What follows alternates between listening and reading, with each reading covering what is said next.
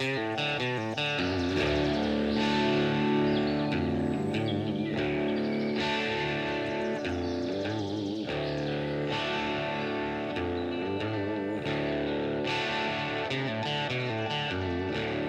for tuning in. My name's Andre Servin, and you're listening to Off the Roost Podcast, brought to you by Off the Roost Custom Calls, turkey calls for the serious hunter.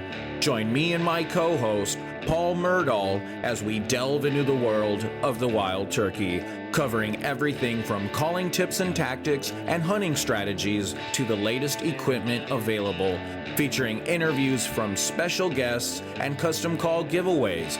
We'll do our best to keep you up to date on this obsession we call turkey hunting. We appreciate you joining us. Now let's get on with the show.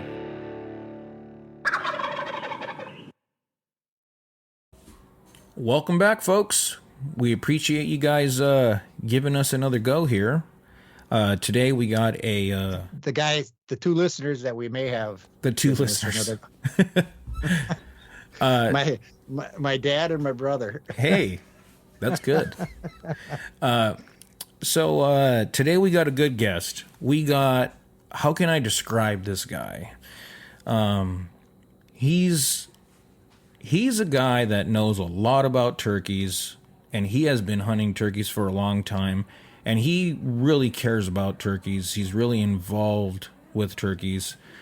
He's been affiliated with a lot of rehab and stuff like that with turkeys in his area and whatnot, and throughout the state, or throughout, I guess, mostly the Western United States. Mm-hmm. And I think he mentions that he's been hunting turkeys since the early 60s or something like that. There's not a whole lot of people that can say that. Right. And he is a very knowledgeable guy. Some of you may know him as Jim Bates, and some of you may also know him as Gobblenut, and that would be on the Gobblenut on the old Gobbler Forum. That's right, Gobblenut on the old Gobbler Forum. That's actually how me and you became acquainted with him, was through that forum there. That's right.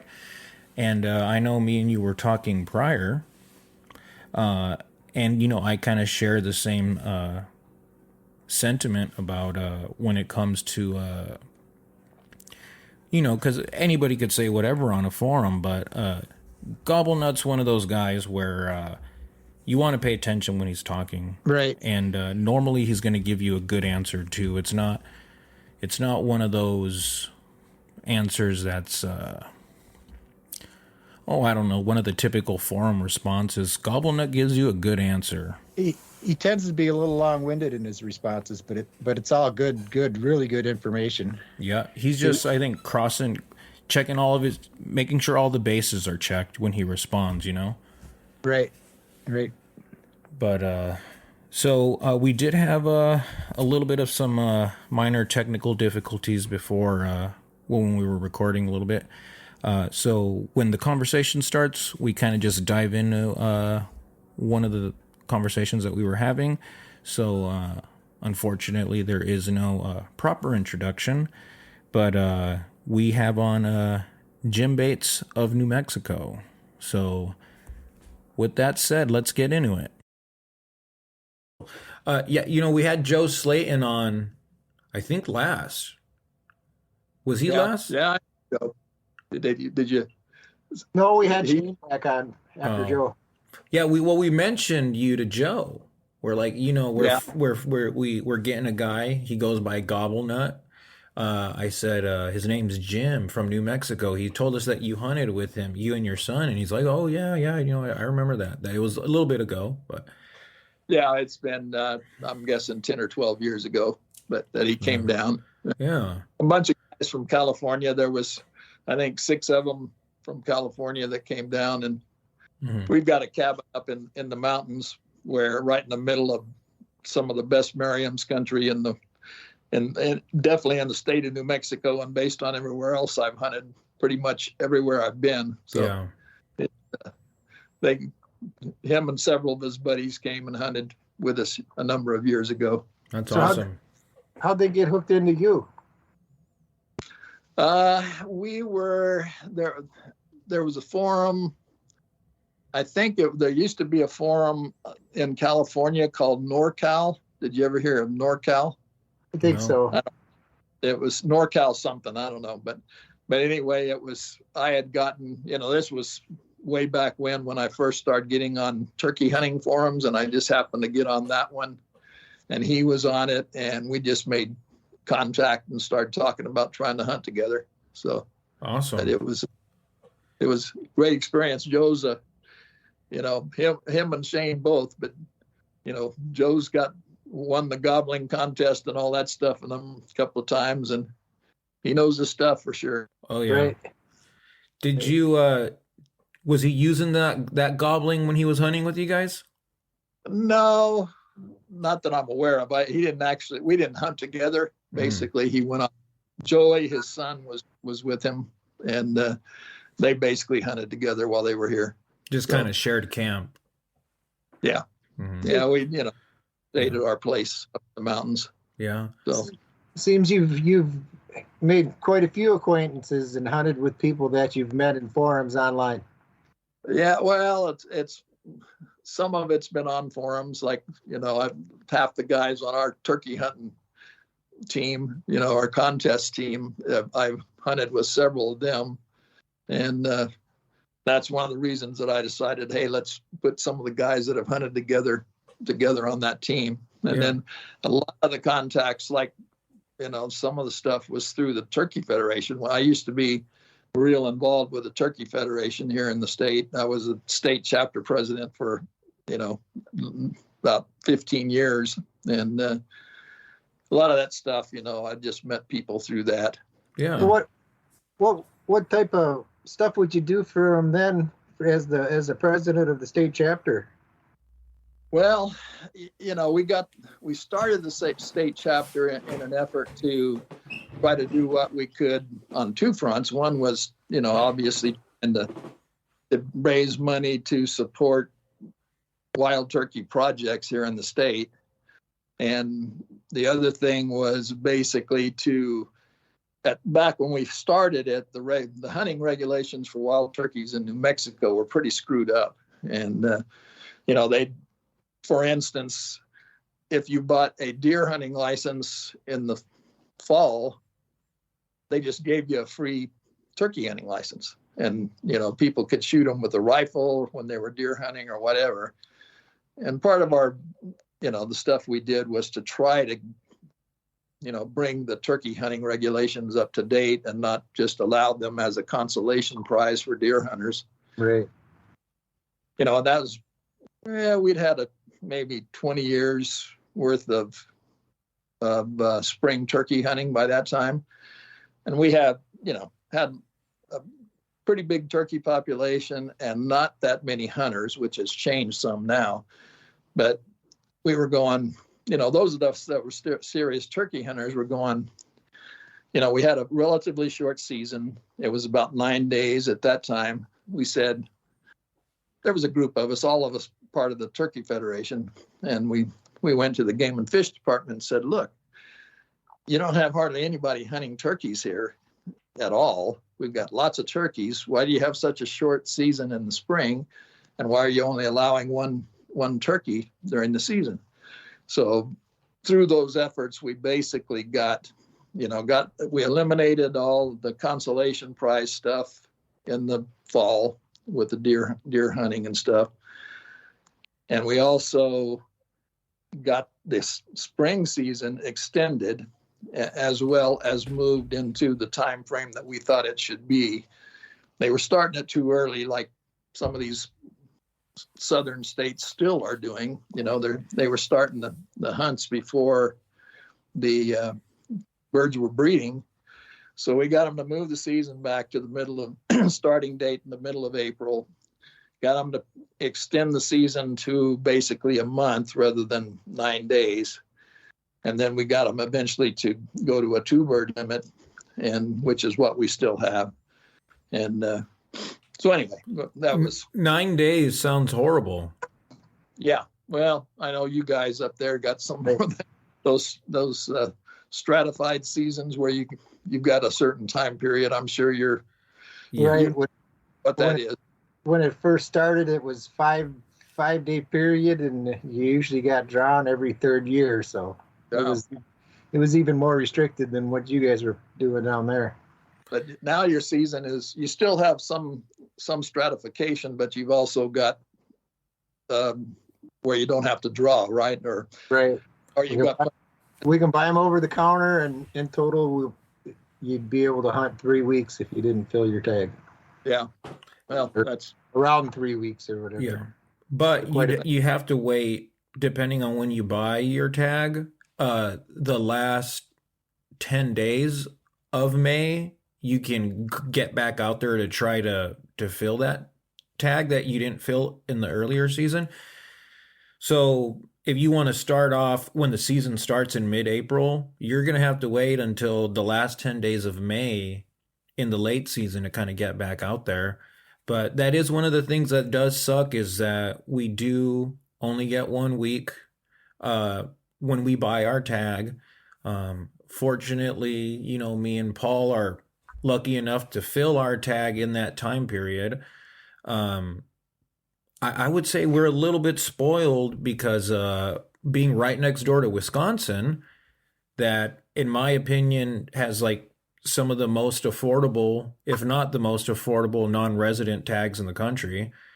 You can buy the bonus tags for late season. So they let you buy as many as are available, so we can continue to go week after week after week until either the tags are gone or the season ends. So luckily, with the states that we're surrounded by, me and Paul we're able to kind of keep hunting as soon as the season starts. And he gets started a little bit early. He goes down south. But you go down to Mississippi, I think, don't you, Paul? I've seen last spring was my first trip to Mississippi, and for a while when I first started, it was Georgia for like 10 years or so in a row, and then a couple trips to Arkansas and here and there. Yeah, those hunting those southern states is a little bit different than hunting our part of the country, huh? Both up where there guys are and where I'm at. So right. So I would imagine you're pretty much mountainous terrain where you're hunting them. Yeah, the Merriams are in the mountains here, and the Rios are in the river bottoms away from the mountains, like the Rio Grande Valley, which is the valley I live in. North of where I live, about 75 to 100 miles, there are a few Rios along the river, but they just get pounded so much and there's limited habitat, so I really haven't ever seriously hunted them. I like hunting those mountain birds better. So I would venture to guess the habitat in the valleys, I would imagine, is pretty arid conditions. Yeah, I live, except for being right down in the valley here on the Rio Grande, everything around me personally is desert. Mm-hmm. In fact, I'm at about 4,000 feet. The Merriams turkeys that we hunt are 100 miles east of or west of where I'm at, and they're at 8,000 to 10,000 feet.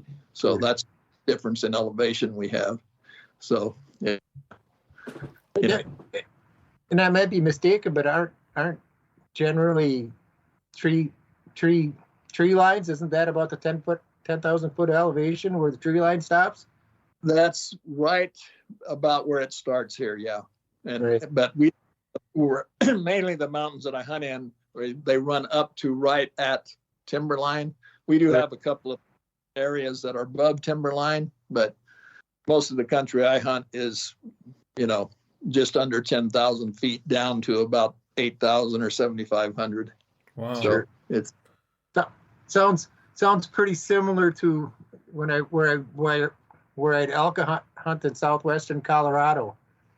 Oh, yeah. I think the top of where we'd hunt would top out about 9,500, and then as you got down into the valley, it was right around that 8,000 foot mark, 7,500, where it went from, arid, super dry to where the mountainside was squeezing the moisture out of the clouds every fall and whatever. Where did it was a little moist. around what community did you end up elk hunting there? We were in the Uncompahgre National Forest, and it would have been outside of. What was it, Gunnison? Somewhere around. Yeah, I want to say outside of Gunnison, south of Durango. I want to say southwest. We're right southwest portion of the state. Yeah. I've turkey hunted up in that country around, east of Durango and basically around Pagosa Springs, which is that southwest quadrant of Colorado. And that place amazes me that it's got some of the best looking turkey habitat I've ever seen for Merriams turkeys I've ever seen. And there are just hardly any birds there. It just is hard to believe, you know. We got to see a few when we were out elk hunting, you know. But, and I think that one of the guys that we would go bow hunting, one of the guys I think had a tag one time, but we didn't really bother with him. We were just elk and mule deer and stuff like that. Yeah, well, hopefully you had a great trip when you came. Yeah, it was a pretty good time. Tell them about the bear. The bear? Tell them about the bear. Yeah, well, I was just walking the crest, just lower than the crest of this ridge, and I just was kind of traversing along it, and I noticed below me there's a bear walking, kind of doing the same thing that I'm doing, and he's maybe 100 yards down the hill from me. And I'm just, I wanted to hunt the area in front of me, and he was kind of heading that way, so I just kind of wanted to keep up with him and see where he was going and whatnot. And then after following along with him, he turned and come up the hill on a deer trail straight at me. And he was coming, and I was like, well, I think it's about time I get out and spook him away when he got to be, 60, 70 yards away. So I stepped out from behind the tree, and all I had was my bow with me. And I waved my arms at him, and I'm like, yeah, bear, yeah, figuring he'd see me and turn around and run like all the other bears we'd seen. And he was a pretty good-sized brown bear, or cinnamon, I think it was cinnamon-colored. Black bear? Yeah, and he looked at me, and he looked behind himself, and he looked back at me, and he looked behind himself, and he looked back at me, and I'm like, oh, no, this didn't work out quite the way I planned. I grabbed an arrow, and I had my knife in the other hand, and I started screaming at him, come on, you mother bleeper, let's go. And he looked at me a couple more times, and then I guess he decided where he wanted to go. It wasn't that important, and he turned around and walked down the hill. Yeah, you don't ever know what you're going to get when you encounter a bear in this country, for sure. So sometimes they just haul ass away, and sometimes they're come towards you. So I had another instance while I was out there. I was sitting on the edge of this meadow, and it was just getting light out. And I hear something walking through the weeds, and I'm like, man, it's right there. If it's an elk, it should be right there. I should be able to see it. There's nothing there. And I'm watching, and all of a sudden, like 15 yards away from me, a cub bear comes out into the opening out of the grass where I can finally see him. And he looks at me, and he bawls and screams and turns and runs away. And I did the exact same thing in the opposite direction as fast as I could. And luckily, I was running down the hill, and I suppose it was probably, and I was flying. I was a young buck, and I was going downhill. I bet I was cooking 25 miles an hour. My feet were barely touching the ground. I was probably 100 yards away before I looked back to see nothing was chasing after me. Yeah, that's the best thing to do is get out, but especially with those cubs. You don't want to hang around. You don't know who is. So, well, if he wouldn't have bawled or like he did, I probably would have tried to sneak out of there. But since he put the alarm call out, I was like, uh-oh. It was just a split-second decision, and I just decided it was best just not to be around. Yep, I think so. Jim, you guys have a lot of bears over in New Mexico, right? We've got a pretty good population.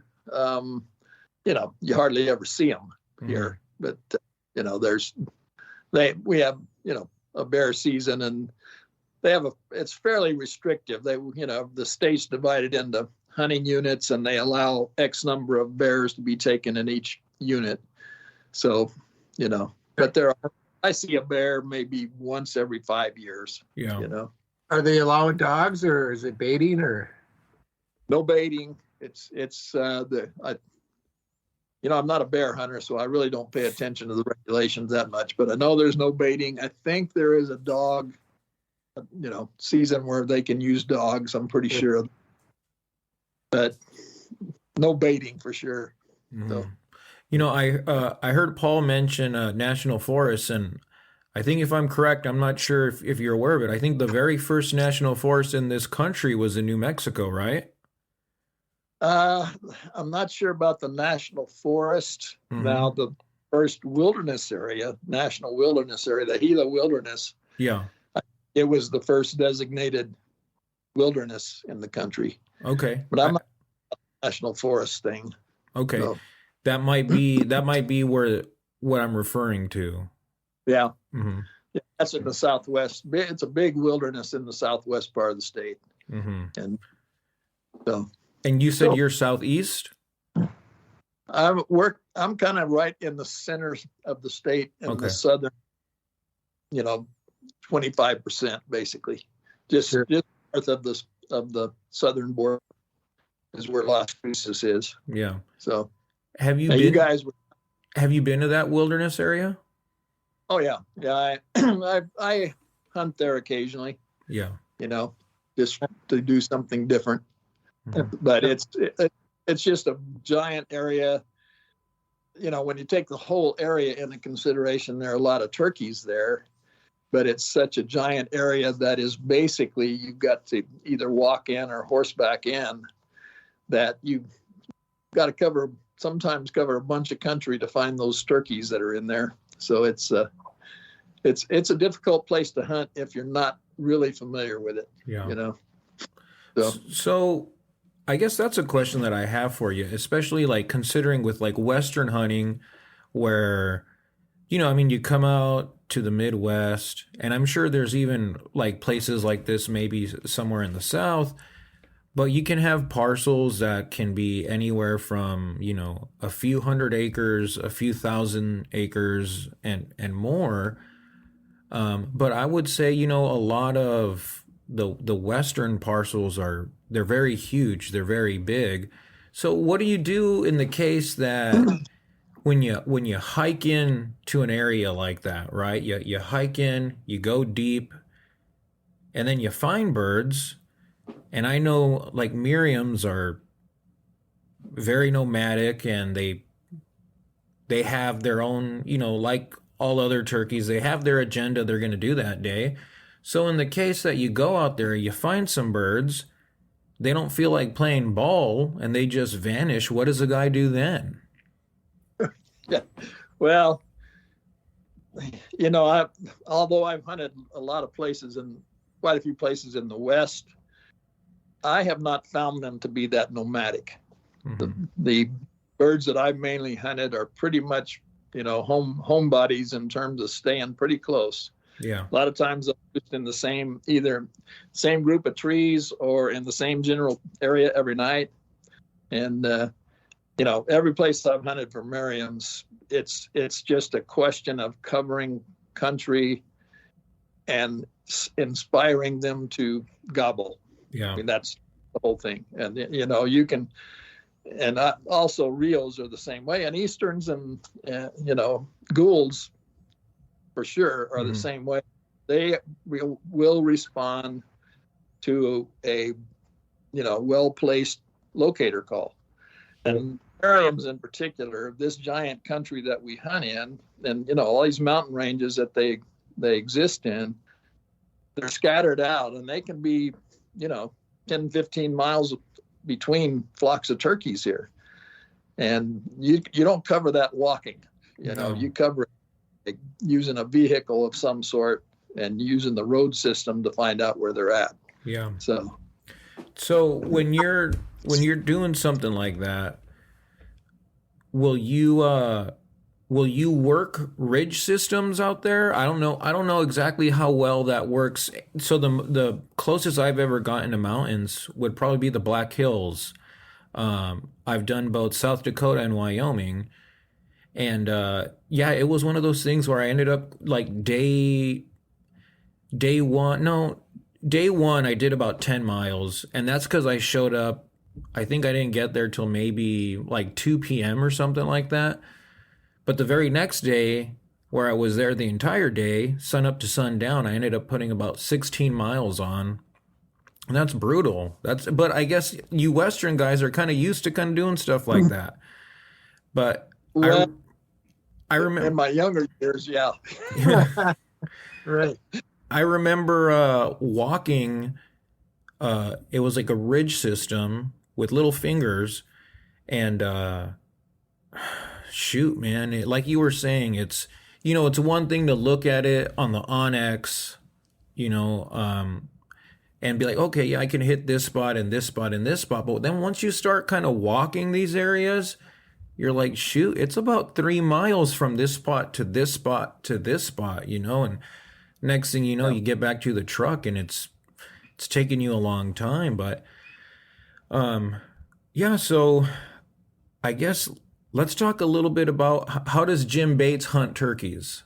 Oh, I wanna back him up just a little bit with this involvement with the NWTF and whatnot. yeah. So it sounds like you were involved with the NWTF. I mean, pretty early in the turkey hunting in New New Mexico. Mexico. Right. Yeah, Were you guys?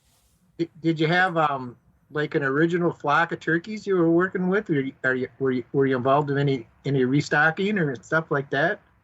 well, we were fortunate in the mountain ranges in the state of New Mexico had, indigenous populations, had native populations of Merriams. And we really didn't need to do much, transplant sort of stuff here. But we did, during my involvement with the Turkey Federation, we did trap birds to send to other places. In fact, a lot of those birds you're talking about up there in South Dakota and Wyoming are original stock from New Mexico. In fact, some of the areas that I actually hunt. Mm-hmm. So, yeah, but we didn't really need to stock birds here. Our population was pretty healthy and it has continued to be. But the only thing we really needed to do was straighten out the hunting regulations so that they were a little more acceptable to what we needed to do. Did you ever get involved in any of the on-ground participation with, as far as trapping them with the cabinets and stuff? You got involved with that? Yeah. I would imagine that had to be a pretty cool time. It is. We had in fact, by our place up in the mountains, we trapped birds right off of our property one time. And it was pretty funny because, the operation, how they have the drop nets or the cannon nets or whatever they use. We had drop nets on the ones that we did. And, you go hide up in the bushes above where you're baiting these birds to come here. And so anyway, it was pretty comical. Those birds sit there in 25-degree temperatures waiting for those birds to come down and get under that drop net. Then when they drop the net, everybody runs down there and you're grabbing turkeys to keep them from getting hurt and stuff. But we had on the property we were hunting, this is kind of a side thing. There was a big old Hereford bull that was on this property.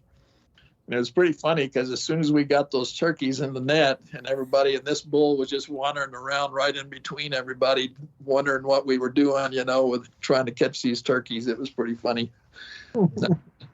So anyway. Great.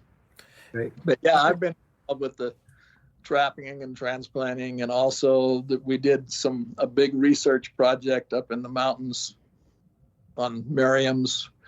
And I, spent a lot of time helping the Game and Fish Department with that stuff. And so I've been pretty actively involved with the state agencies in terms of turkey management here for, Cool. kind of faded away recently just because I've gotten old enough where I don't want to mess with that stuff anymore. Yeah. I think if I'm correct here, I think New Mexico is to Merriams as Missouri is with Easterns, I think, when it comes, because I know a lot of the Easterns that were restocked, at least in the northern states, they all kind of came from Missouri. And from what I've read, it sounds like that's the case with New Mexico. A lot of the restocking, they came from New Mexico. So I think New Mexico is like kind of the purest form of the Merriams, correct? Uh, you know, Merriams are basically native to New Mexico, Colorado, and Arizona. Mm-hmm. Those are the three that they're native to.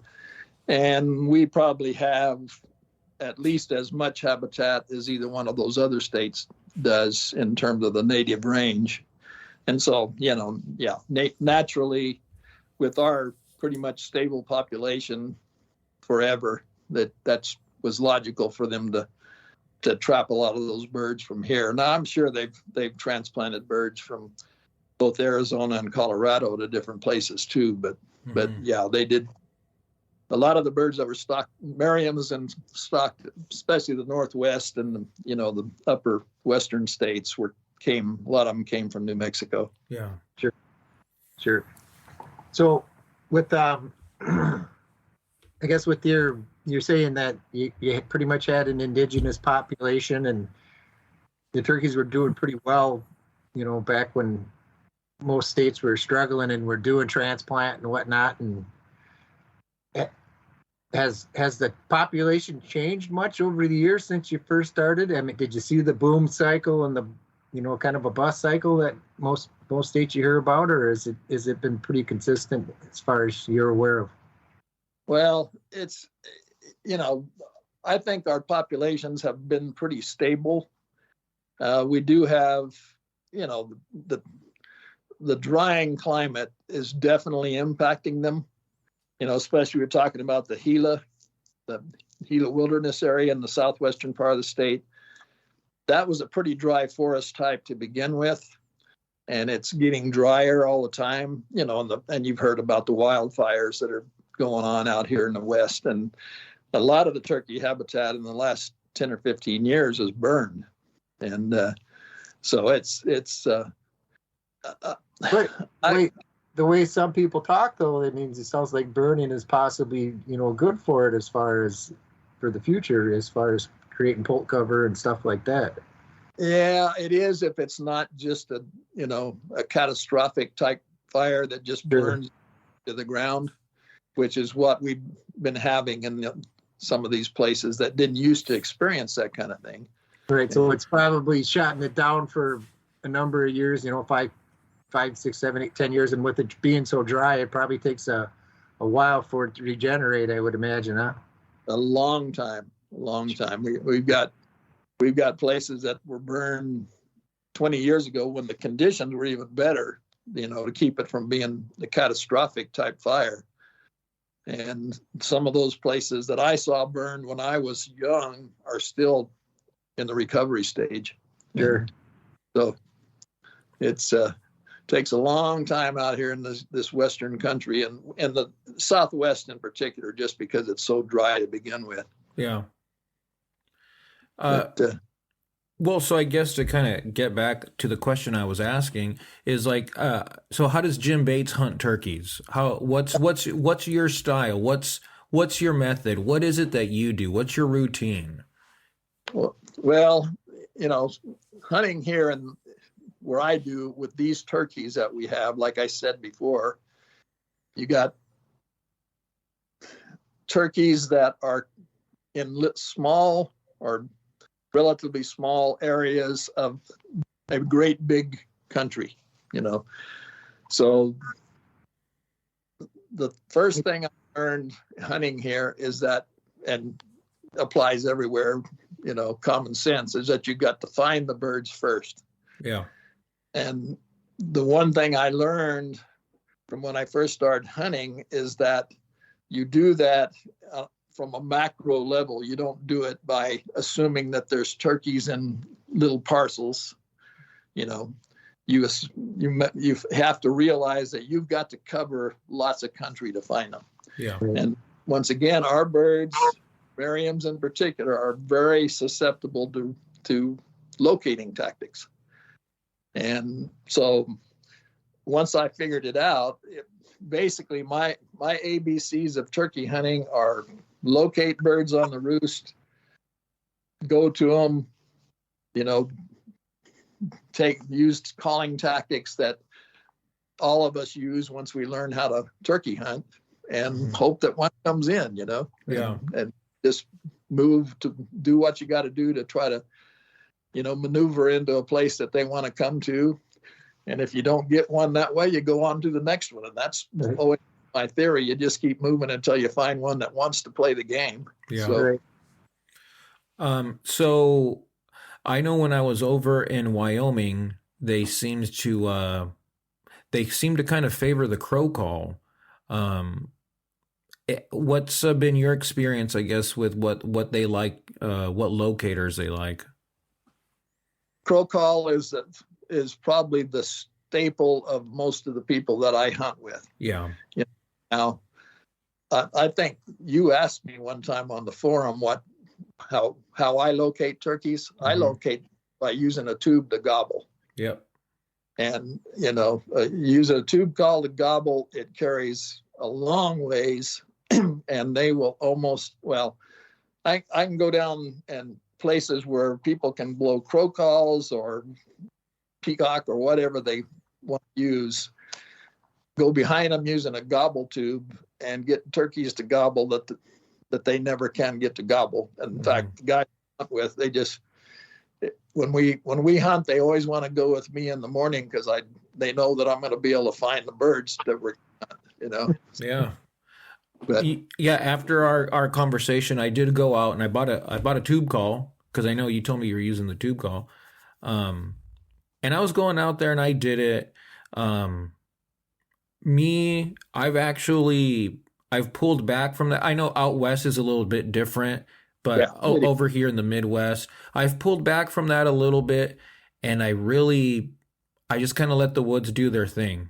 I'll just pull up to an area and I'll sit on my tailgate of the truck, or so I'll just walk around the truck, and just kind of let the woods do their thing. And then when nothing's happening around gobbling time, I'll hit the owl. If the owl's not doing anything, well, for the morning, I kind of stick to the owl. In the evening, I'll use a coyote as well. But if nothing's going on with that, then that's kind of when I start moving on. But I did utilize your technique with the gobbling. I was just kind of not that good at it. It's kind of hard to get that thing right. But I ended up getting it was a Primos one, the Foggy Bottom Primos, I think is what it was called. But what kind of tube call do you use? I think the one I use is a Quaker Boy.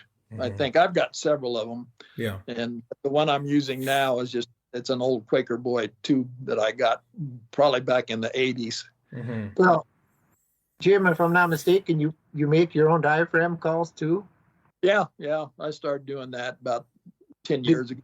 So, do you use them for gobbling at all, or? I can, but to me, I can't make as loud. I think the key is the loudness. Sure. And I can make a heck of a loud gobble on a tube call, and I can't do it quite as loudly on a diaphragm. I mean, I can make it. You would never mistake my gobbling on anything that I use for a real gobble, but I basically am just trying to get the loudness more than anything else. And the loudness and probably the cadence or whatever. Yeah, all of us have, if you've turkey hunted very long, you know that if you see a group of gobblers, if one of those birds gobbles, the other ones gobble right on top of it. I mean, we've all seen that. And that's where I eventually figured this out. I'm going, you don't have to be super realistic. You just have to spark that instinctive gobble, duck gobble out of those birds. That's all I do. Right. So I don't concern myself about the realism so much as trying to hit that gobble loudness that when it hits them, they don't have any choice but to respond to it. Yeah. And once again, talking about hunting Western birds, it is, I mean, I have just gotten where if I don't hear a turkey respond to that call, I don't think there's one there. That's the way I think about it. And I'll just move until I find one. Sure. What's funny is I actually still go by what you told me when you said you give one area, you'll give it about 2 tries. And you told me if there's a bird there, normally it'll gobble about that second go. That if it doesn't gobble by that second go, it's probably not there. Yeah. And that's, and I know there could always be some tight-lipped bird in the area, but that 15, 20 minutes of that right time in the morning is just so, or in the evening as well. It's a precious moment that I don't want to sacrifice. So it's like, all right, let's move. And I think that's a mistake that I think people make everywhere, but particularly here in hunting Western birds, Rios and Merriams, Goulds to a degree, is that you've got to do that locating in the window that they're going to respond to it. And around here, it's right about 10 minutes after the sunset, maybe 15 minutes after sunset, when it's just starting, you're starting to see the light fade enough where things are getting blurry. For about 20 minutes, that's prime time, and if they're going to gobble, they will gobble during that period. Mm-hmm. And then the same thing here, our Western birds here will do the same thing at dark. Now, I've hunted places, Easterns in particular, where, you don't have nearly as good a chance of getting a bird to gobble right at dark in the evening. But our birds out here, they'll do the same thing in the evening, and then, of course, in the morning,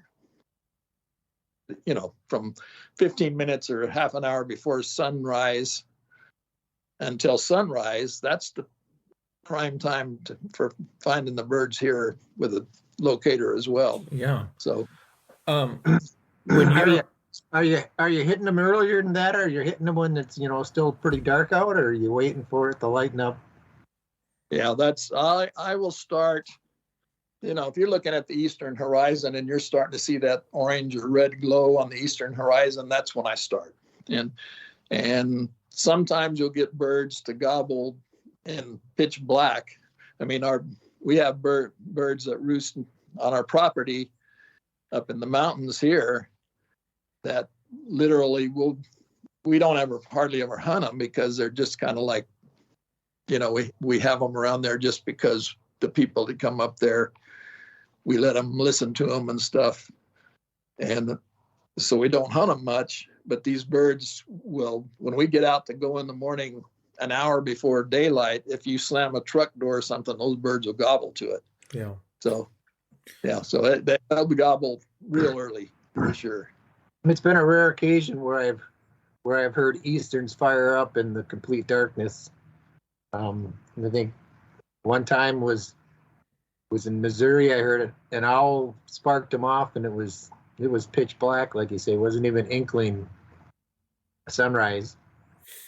And then the other time would have been, I was gonna go call for my boss and his kids down here in southeastern Minnesota, and at the time there was a record flood running through the Mississippi River Valley, and we were hunting the bluffs just out of the Mississippi River Valley, and I'm thinking it was a lot of the birds that got displaced at the time moved up into the bluffs, and there was so much competition that when I got there, I pulled out of the truck at 4:15 in the morning, and sunrise wasn't for another 2 hours, and the turkeys were already gobbling. It just blew my mind. Yeah, they'll do that occasionally, and then there'll be those days. The next day after that, they won't gobble at all. That's kind of a weird deal. Right. I've never, for sure. Do Merriams behave that way? Yeah. In fact, 4 or 5 years ago, I hunted this one canyon that I went in there the first morning of the season, and there were probably 15 gobblers within earshot. And I was the only one in there. I didn't shoot, didn't you know, I work the birds, but wasn't able to get one in where I could get a shot. Didn't disturb them at all. And as far as I know, nobody else did. Went back in there the very next day. The conditions were exactly the same. And there's one bird that was gobbling in there when there was before under identical conditions 1 day apart. And it was, you know, just never know what you're going to get, I suppose. Yeah. Right. Have you Find the weather, you know, changes in weather affects so much in that area, you know, seeing as you get such extreme climates, you know, from super cold in the winter to, you know, real warm in the summer. You find weather's a big factor in gobbling activity? Not really. The biggest factor is the wind. You know, we get this western country, it's pretty typical for the whole West, I think, is that these higher mountain ranges get, you know, pretty significant winds during the springtime.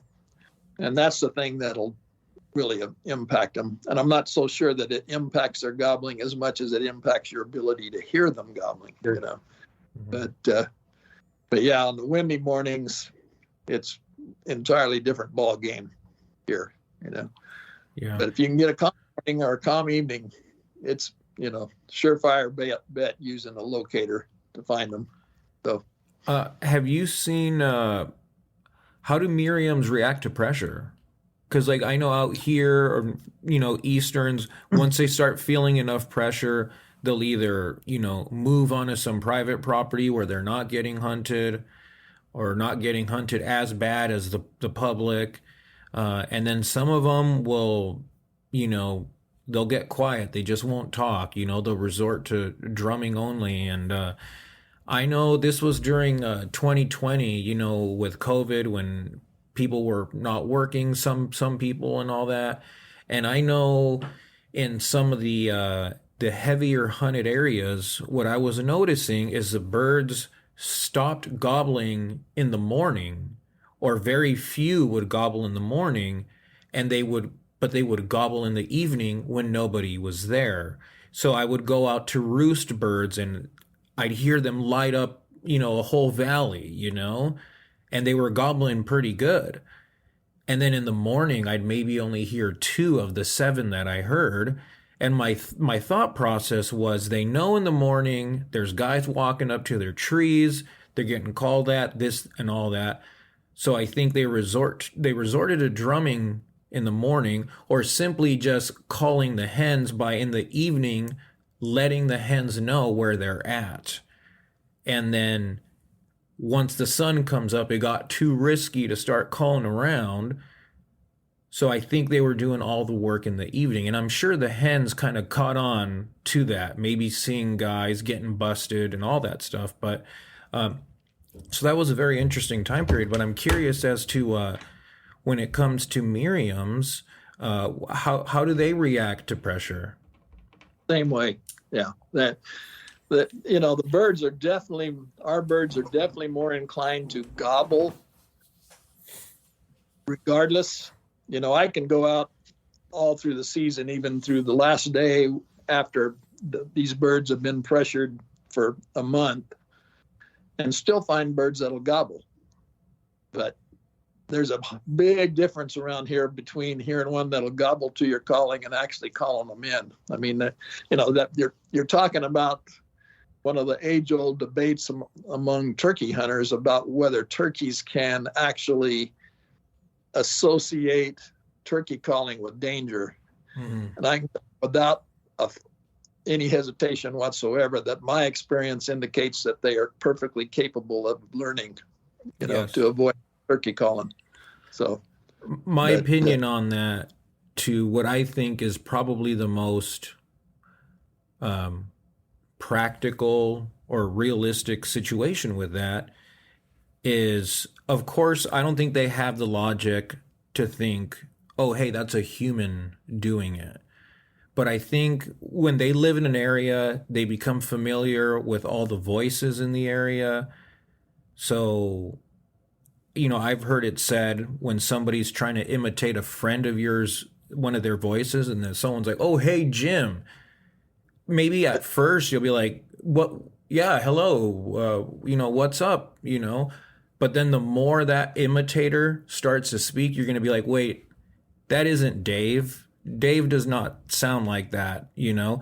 And so I think what would happen though, with the case of the turkeys is that's the sort of thing they maybe not familiar with it. It's a new voice.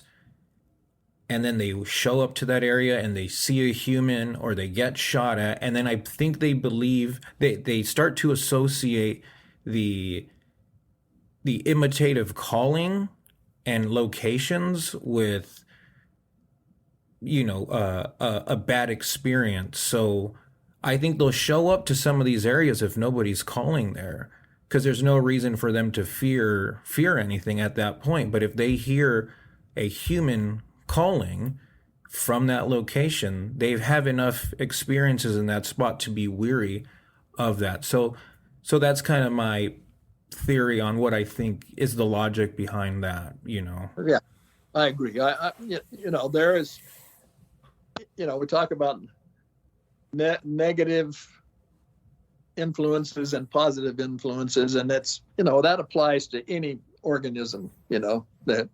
That's how they teach rats to run through a maze, is by positive reinforcement, and the same thing applies to turkeys. I mean, some people, I don't know why they want to deny it, that it's possible, but it is. It's animal science. It's just the way all living organisms survive, is they have to adapt to conditions that are positive or negative in their environment. Right. So anyway, that's it. But I'm always amazed at how certain people can insist that turkeys are not capable of learning, through negative and positive reinforcement. Yeah. But I've argued that point so many times on the forum that I've just gotten us going, believe what you want to believe. The fact of the matter is that if you don't understand that fact and adapt your hunting tactics to it, it's just going to hurt your ability to kill turkeys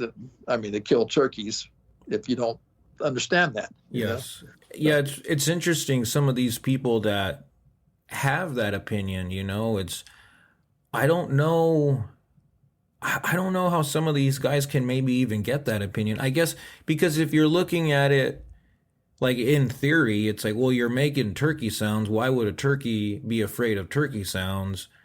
But I think they are smart enough to learn when this isn't a voice that I've heard in the area. And I think they'll give it a try at first, which is why, in my experience, your first encounter with a bird is normally the best encounter. Absolutely. No doubt about it. But then either, like you were saying, you show up the next day or something. Maybe you didn't even call in the bird or something like that. But I think just that interaction, even if nothing happens, it's almost like every day that goes by, that bird begins to get less responsive to your calling. I'm going to take it maybe a step farther, and it may be related to the area that you're calling from. Since a week before, 2 weeks before the season, there's been constantly people walking up and down that road or that ridge line or that trail or that path down that ridge, calling and calling and calling. And the turkeys in the area are going to get used to that and know what's up. And they hear the calling coming from areas that people are usually calling from. They're probably a little less likely to come into it. Whereas if you come in from a completely hardly inaccessible area and you're down in some real tough spot to get to, and then you start calling, the turkeys in the area are like, well, generally there aren't people down there, and they'll be more willing to come into an area like that than if you're up on the trail or on the road where everybody else has been calling to them for the last month and a half. I agree and completely with that. But it all comes back to the fact that with enough of a certain either positive or negative stimulus, they will learn from that experience. They've proven it in studies, I think, with Chamberlain, where they've pegged turkeys and not just a couple days after the opening of the season, before up to that point, they found that the turkeys were using the roadways and the trails and everything just like the same places humans would use. But then when the season opened up and the humans started influencing the area, the turkeys stopped using all them roads and trails and whatever that the humans were on, and it could only be through negative.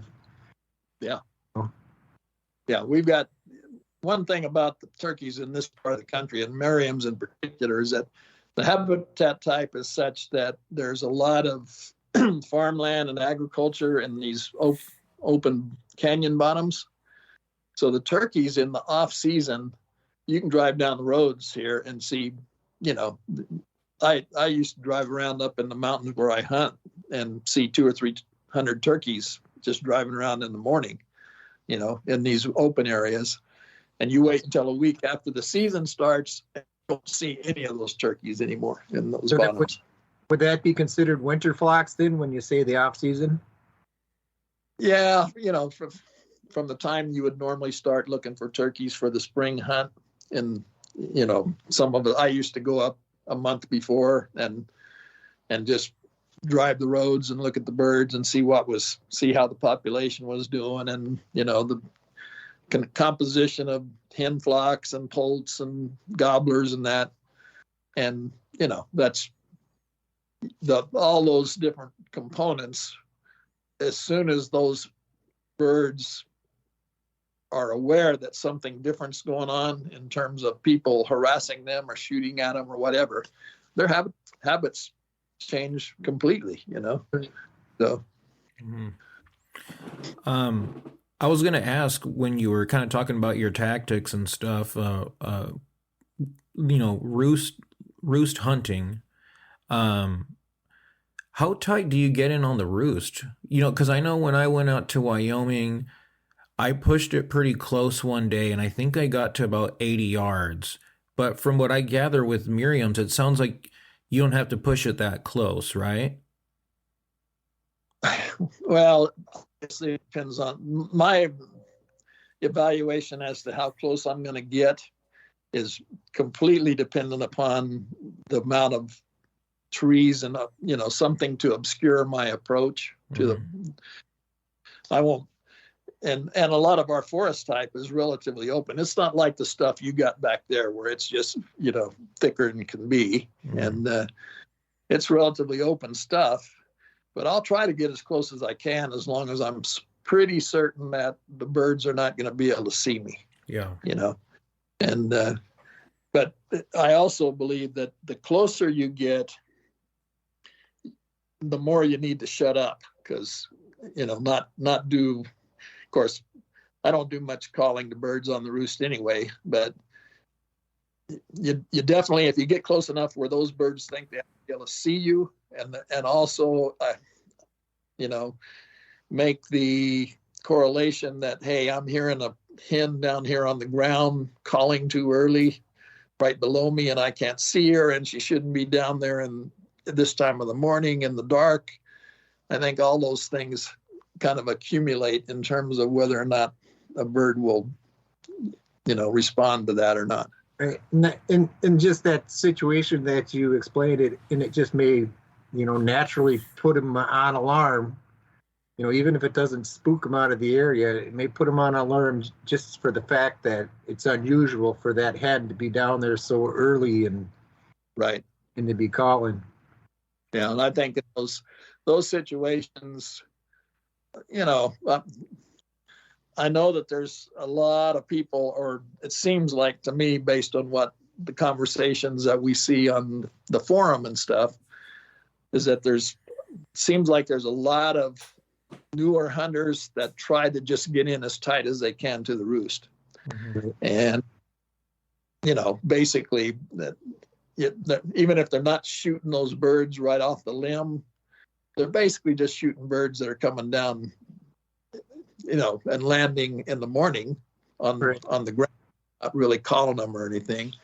And, I'm not that I'm condemning that, but I'm just going, if you want to advocate as being a turkey hunter in the use of a turkey call, and yet you're killing birds just by getting close to the roost and shooting them as soon as they come off the roost. There's, that's kind of a paradox, if you ask me, to justify that. I actually ran into some young guys out in Missouri last spring. And I'd met them earlier in the trip in the campground and talked to them. They seemed like pretty decent guys. But then I had a deal where I was out hunting, and it was on the roost, and I was in the wrong area to start out with, but I could hear the gobblers, just barely faintly off in the distance. And by the time I got over to them, it was about fly down time or whatever. And I think, I did end up spooking a gobbler out of the tree that wasn't gobbling on my way over there. And I got to this one bird, and the closer I got to him, I kind of thought he was a jake. And by the time I got set up, he had gone into, from his gobble, kind of jake, gobble, into some keys and stuff like that. So and then I hear the jake yelping, and then I was like pretty sure it was a jake, but I heard some other gobblers in the area, and I was just going to sit tight and see how it played out. And all of a sudden I see this movement in front of me, and it was one of the guys that I'd met earlier in the week. And I didn't know it at the time until I got up to him, but he walked, he was only 60 yards away from me. He walked in front of me, heading towards his jake was yelping. And he got just to the edge of the rise where it dropped off down to where the jake was. And he pulls out his phone. And he gets on his phone and he starts calling right away.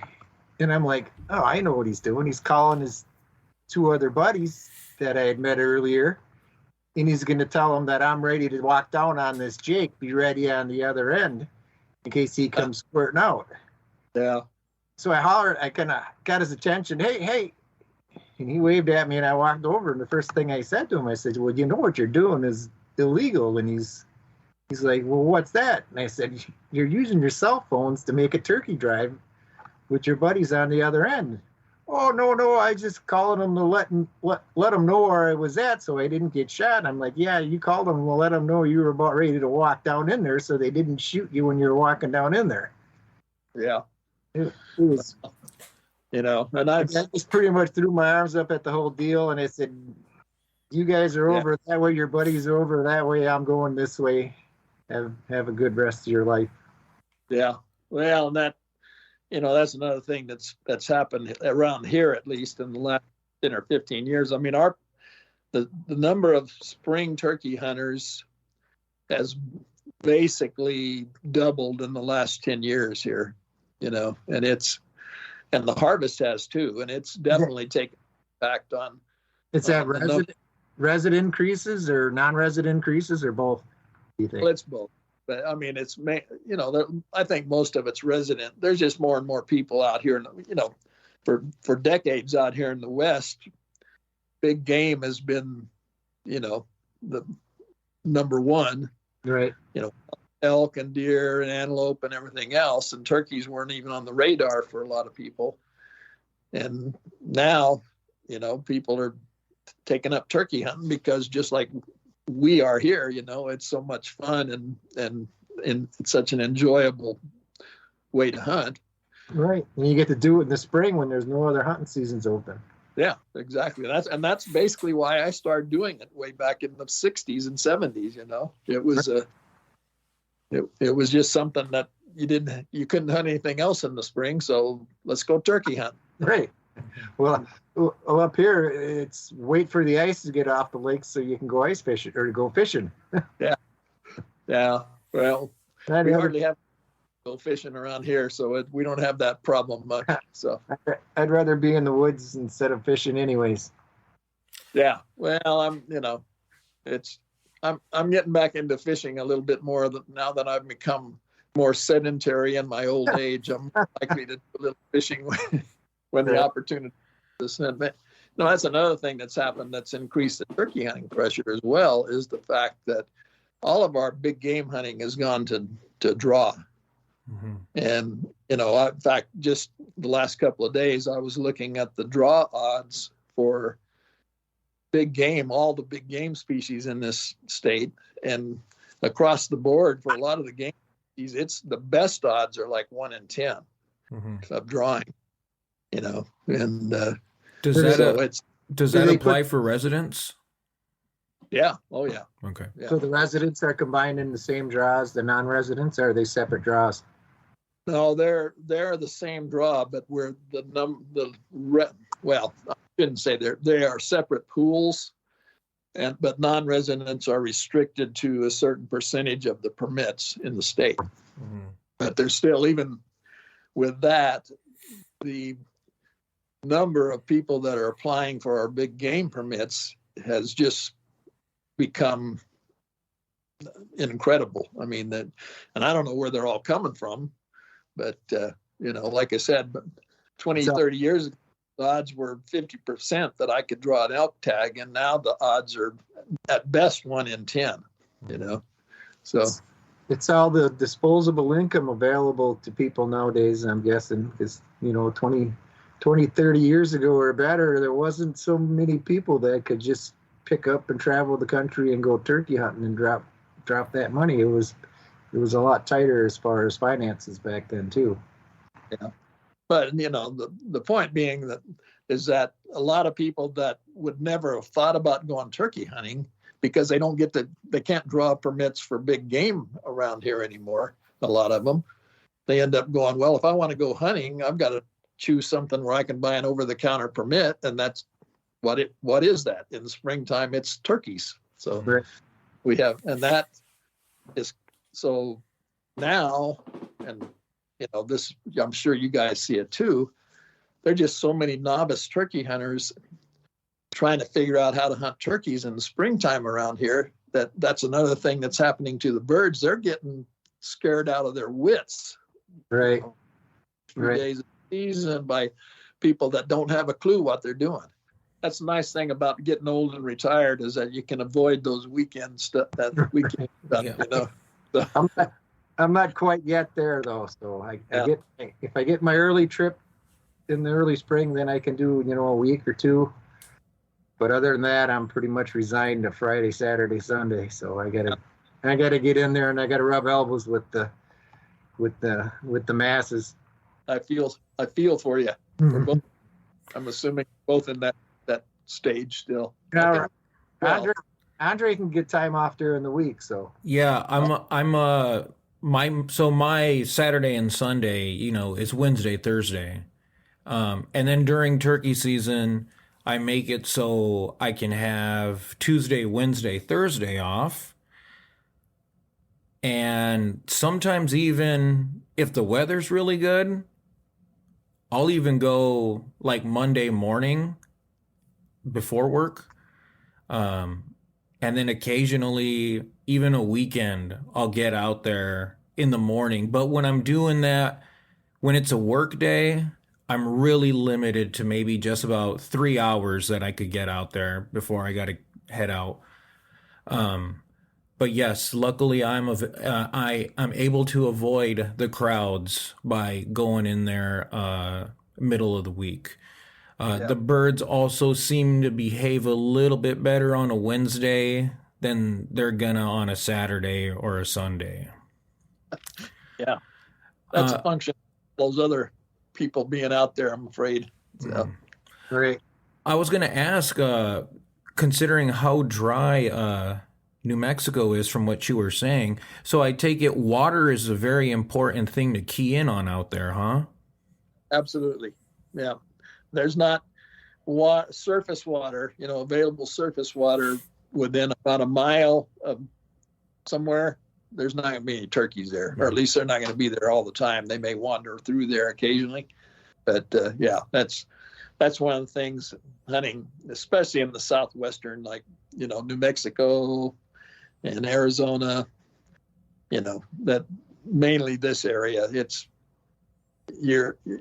you're one of the first key elements you're looking for, if you're doing some sort of map scouting or something, is where the water sources are. Mm-hmm. And there's well, I find it kind of, I guess it's maybe funny or whatever, but when I first started turkey hunting, out east and up here in Minnesota, you always read, there wasn't that much information out, but you always read, find sources of water. Turkeys will be around sources of water, and I'd go out in the woods and I'd be like, well, there's water everywhere. I mean, what do you mean? What types of sources of water am I looking for? Yeah. It'd be everywhere. But then you get out, like you say, out west there, then I could see it would be more of a factor where it would come and play more. Definitely. It's, and without a doubt, and talking once again about the Gila wilderness, giant area, roadless area, relatively inaccessible, and with relatively few or, little water, surface water. There are some streams and stuff. And one of the things that, decades ago, they made a lot of these dirt tanks and stuff in the mountains for cattle grazing and stuff. And so a lot of people focus around those water sources, and that just makes it that much more difficult to find a place where there's turkeys, where there's not going to be somebody else hunting. So. Sure. Jim, I was going to ask, so it sounds like you've been hunting turkeys for a very long time. When did you start hunting turkeys? Well, I think the first year I went, it was actually the first year they had a spring turkey hunt in New Mexico. And I think I was 13. And, of course, I was subject to going turkey hunting if my father wanted to go, basically, that time. I didn't start seriously turkey hunting until probably right when I got out of high school. And me and a couple of buddies started going. And, it was one of those things where nobody knew anything. And spring season was brand new here. And we didn't have a clue, and I think that was, looking back, I think the biggest mistake that we made was that we were going hunting starting at sunrise, which was, 45 minutes after all the action had taken place. Right. Or even we were asleep there, And it wasn't until I figured out that, hey, you got to get out there in the dark where the turkeys are if you're really going to have a chance to be successful. And so anyway, but yeah, I started in somewhere in the mid 60s or early 60s, whenever they had the first season here, and got serious about it about in the early 70s. Couldn't figure out how to kill a turkey until about 5 years after that, and finally got a gobbler to come down off of a ridge and walk right up to me and let me shoot him. And that was that. I go, wow, this is the coolest thing ever, And Right. that was the start of it. And so when would you say it was like the heyday? When was the prime of it all? In New Mexico? For you, yeah. And your journey, your turkey hunting journey, when were you like on fire for it? Oh, I really started getting serious about, traveling and going other places and expanding beyond just hunting our season here in New Mexico, probably in the 90s. Mm-hmm. Yes. That's pretty good. Yeah.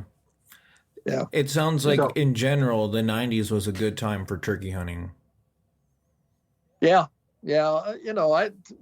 We still have what I consider to be good turkey hunting in New Mexico. It's just that there's too many people that have discovered it. Yeah. And, it's more difficult just based on that, but we still have a good number of turkeys. I mean, it's not like the turkey population itself has declined enough where I think it's a factor. Yeah. Yeah. Not like, you look at all the stuff that's going on in the southeastern states and the declines and even in the Midwest, I guess. I get the Kansas and Nebraska. Yeah. Ohio. All those states that we haven't experienced that kind of decline as a result of whatever's causing them, So I was going to ask, compared to when you started in the mid 60s and then getting more serious about it later on, how have you seen just like the overall like change and evolution of turkey hunting and,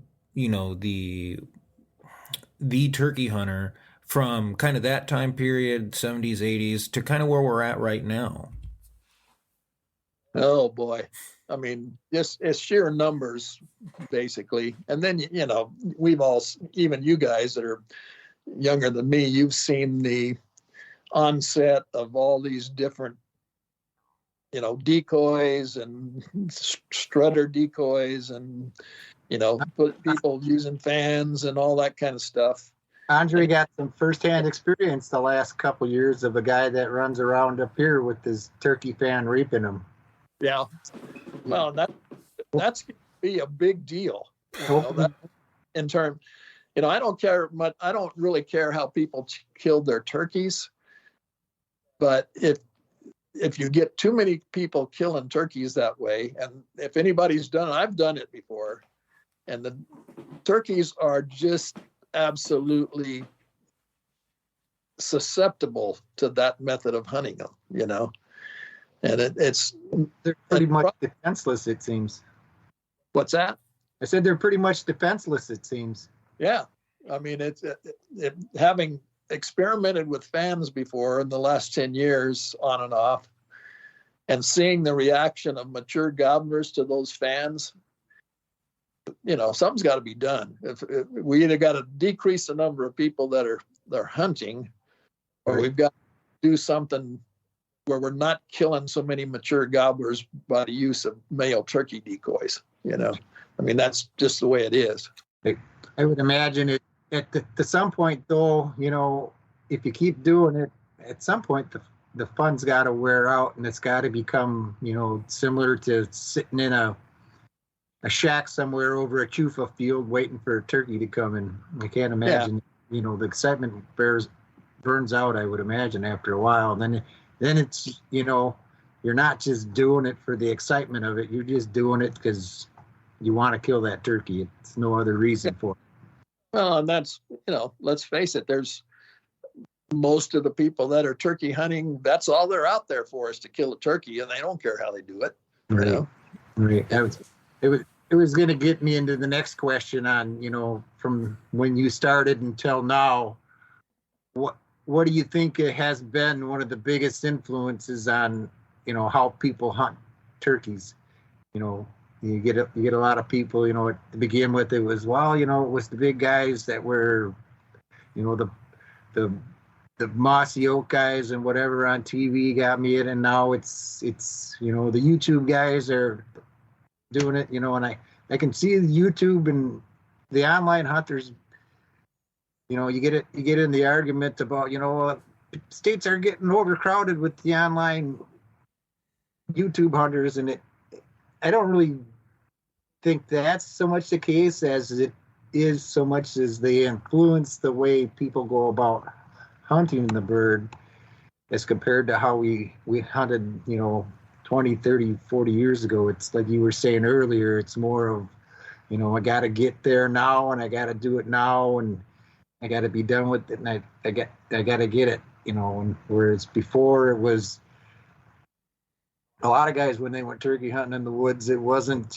I got to get them this morning. It was, boy, it would be nice, I get to know these turkeys well enough where in 2-3 days I might get a shot at one. Yeah, well, and let's face it, that at least for me, and I'm assuming you guys too, the initial thrill that I found in spring turkey hunting was strictly that calling to a bird that would come in, and then he'd come in strutting and gobbling and doing that whole breeding ritual thing. That was the attraction for me. But you didn't have stuff like strutter decoys, and you didn't have, 50 different call manufacturers making calls that sound exactly like a turkey if you just spend 5 minutes trying to use it, And all these innovations that have come along since I started, every one of those is just impacted the sport, to it. And some of it's been positive, but unfortunately we're seeing the results of a lot of the negative stuff that's accompanied that. So, but what do you do? We have these discussions on the forum about what the solution is, and to me the obvious solution is you either cut back on the use of some of this high-tech stuff. We talk about using TSS and, strutter decoys and, DSD decoys that look exactly like a real turkey and all that kind of stuff. At what point do you say, we got to get back to the basics here somehow or another, not only for the benefit of the turkey population, but for the benefit of hunters, because it's just going to get harder and harder. And, the aesthetics of going turkey hunting are just declining because there's so many people doing it and they have such effective methods of killing turkeys, Yeah. What I think it's gotten to a point, and I think realistically, the way it's going to be is it just has to be like kind of this self-discipline amongst the turkey hunter that takes the decision not to use those things, because I feel some of these companies, like the ones that you mentioned, there's so much money involved in it. It's a business, and I mean, decoys and all that stuff kind of have their place. Like when someone's taking out a child, and you want to teach a child, I don't think anybody's really going to argue that point, So there is we won't be able to ever completely just get rid of decoys.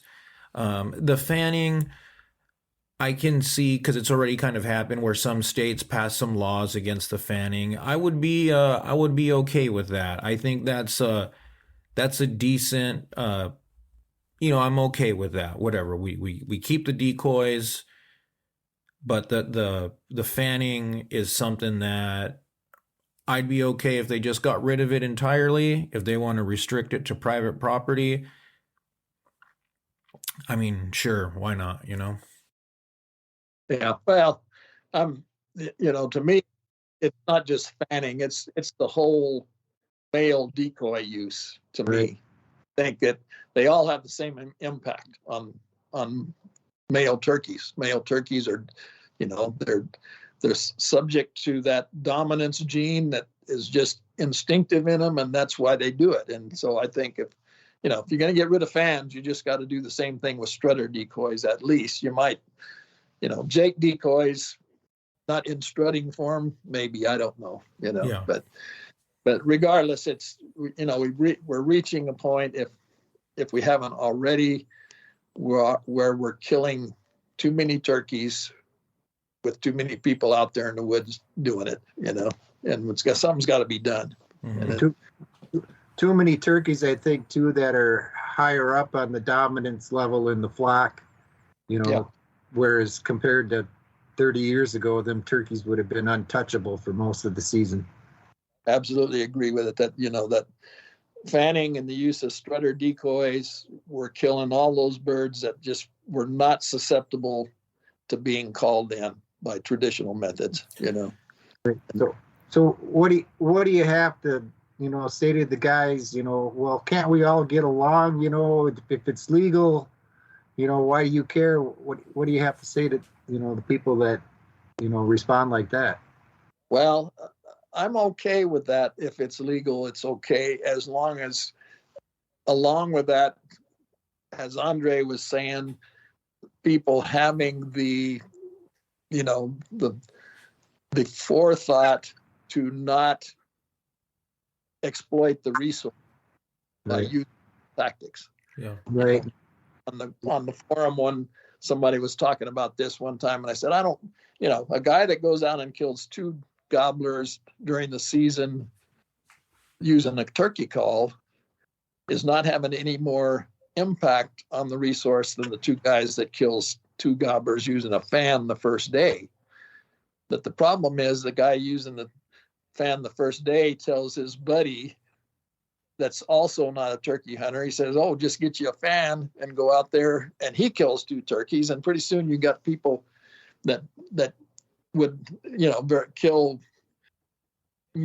a turkey during the season using a turkey call or using traditional tactics that are going out there and killing gobbler after gobbler just by using a male turkey decoy.